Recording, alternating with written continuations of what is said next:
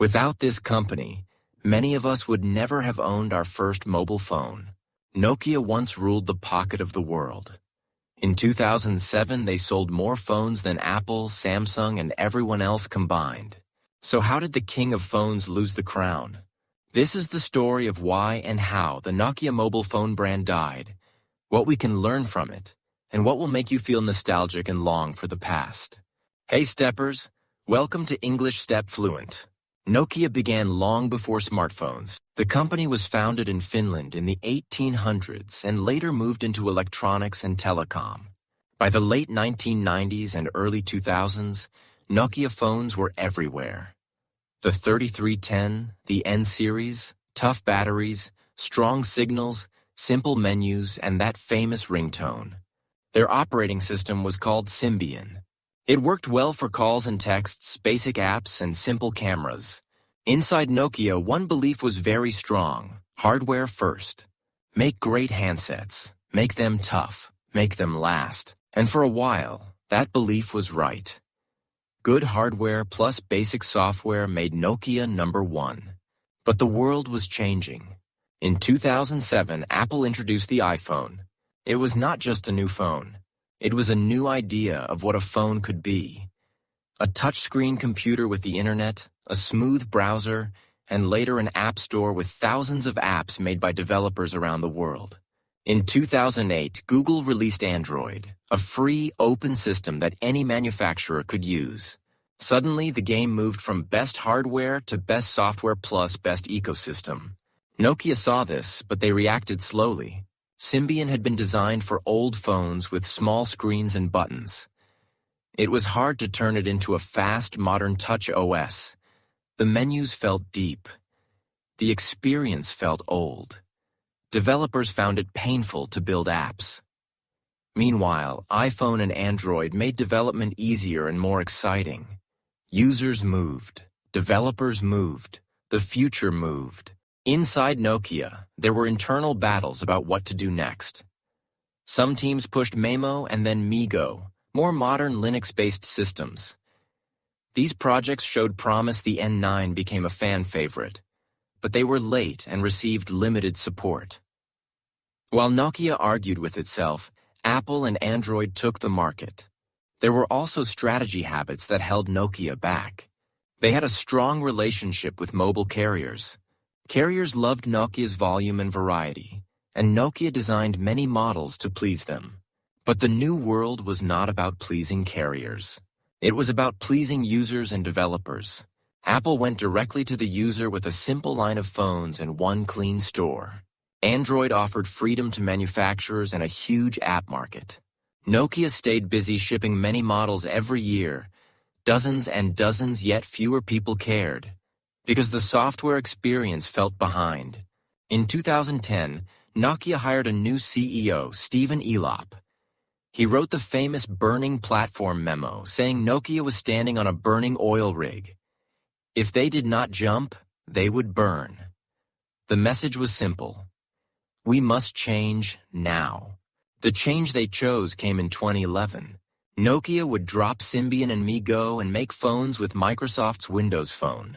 Why Windows Phone? Microsoft promised strong support, marketing money, and a modern design called Metro Clean Tiles, smooth animations, and a different look from iPhone and Android. For Nokia, it looked like a fast way to catch up without fighting alone. The new phones were called Lumia.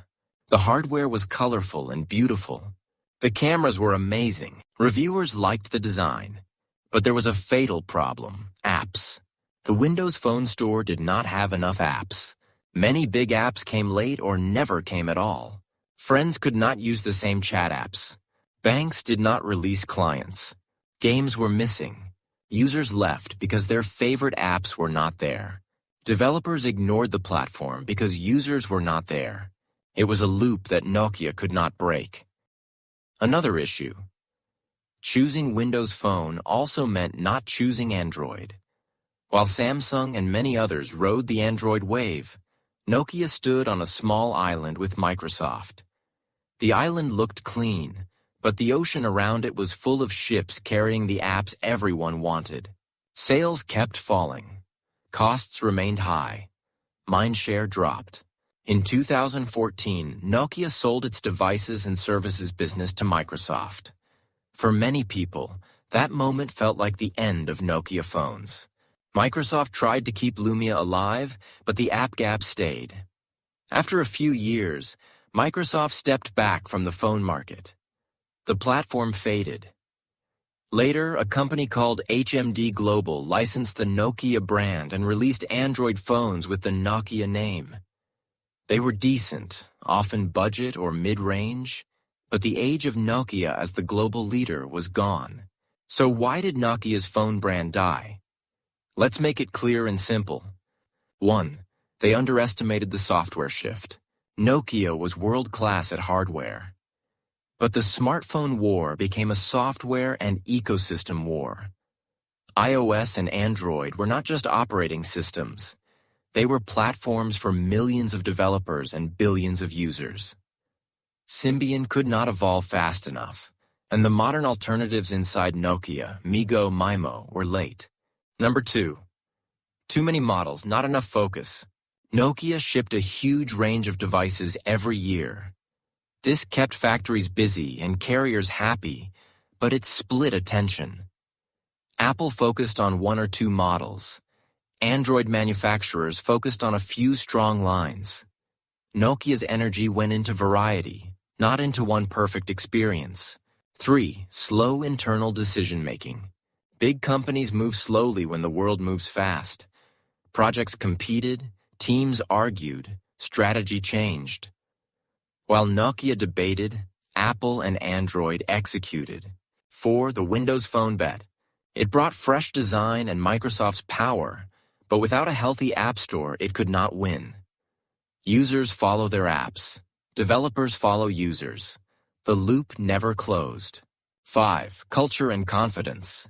Success can make any company believe it cannot be replaced. Inside Nokia, there was deep pride in past victories. But in technology, the future cares only about the next good experience.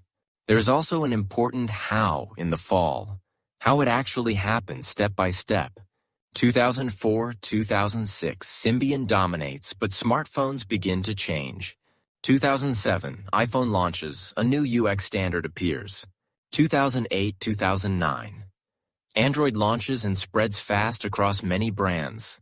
2009-2010, Nokia experiments with MIMO, MeeGo, but cannot ship a unified next-gen platform in time. 2011, strategic partnership with Microsoft. Symbian is phased out, Lumia line begins. 2012-2013, Lumia hardware improves, but app gap remains. Market share keeps falling. 2014, devices and services sold to Microsoft. 2016 and after, HMD Global licenses the Nokia name and ships Android Nokias in budget and mid-range segments. Meanwhile, the Nokia Corporation continues as a strong networking and telecom infrastructure company, base stations, 5G equipment. But the phone leadership era is over. What lessons can we keep from this story? Winners can lose if the game changes. Nokia won the feature phone game, but the game turned into smartphone ecosystems, and they did not switch fast enough. Lesson 2. One great product is not enough. You need a platform. People stay for apps, services, and smooth updates. Developers need easy tools and a growing audience. Without them, even beautiful hardware struggles. Lesson 3. Focus beats variety. A few excellent models with a great user experience can beat many similar models with average experiences. Lesson 4. Move fast, especially when you are big.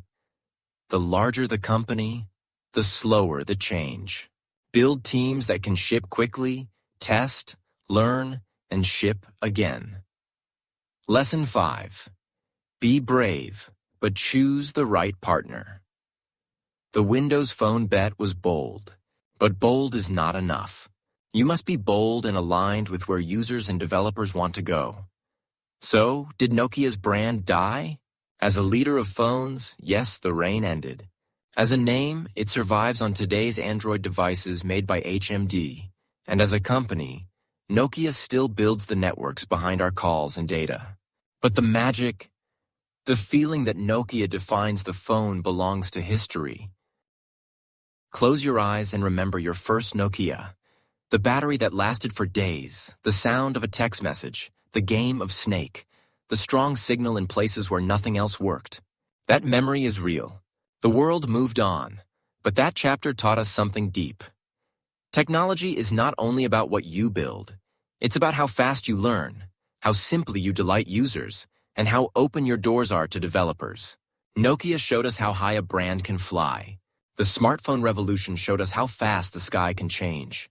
Next time you pick up a phone and open your favorite apps, remember, the winners of today are safe only if they keep learning tomorrow.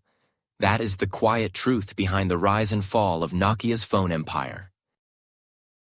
Thanks for watching. Subscribe so you don't miss the next lesson, and I'll see you in the next video.